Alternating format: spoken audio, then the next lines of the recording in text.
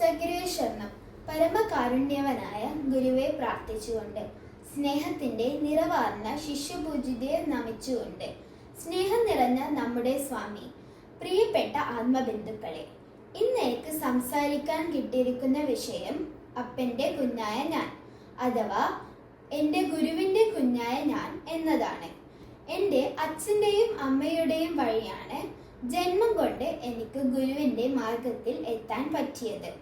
എല്ലാ ദിവസവും രാവിലെ ഞാൻ പ്രാർത്ഥിക്കുമ്പോൾ ഗുരുവാണി വായിക്കാറുണ്ട്. അതിൽ എന്നെ ഏറ്റവും സ്വാധീനിച്ചത് ഇതാണ്: ഞാൻ നിങ്ങളിൽ നിന്ന് വിട്ടു നിൽക്കുന്നില്ല, ഞാൻ നിങ്ങളിൽ എല്ലാവരിലും എല്ലാമായി നിൽക്കുന്നു.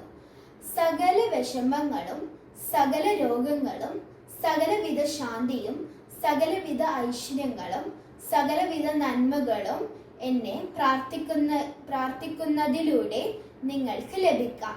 എന്ന് വെച്ചാൽ ഗുരു നമ്മളുടെ ഉള്ളിൽ തന്നെയുണ്ട്.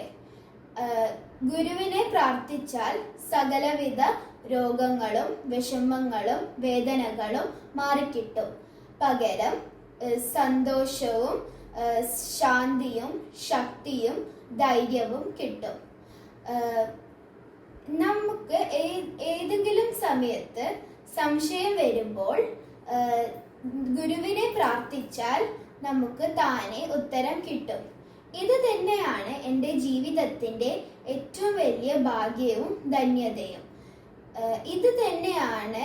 അതുകൊണ്ട് ഗുരുവിനെ പ്രാർത്ഥിച്ചാൽ നമുക്ക് എല്ലാവർക്കും ഏറ്റവും നല്ല ജീവിതം ജീവിക്കാൻ കഴിയട്ടെ എന്ന് ഞാൻ പ്രാർത്ഥിച്ചു.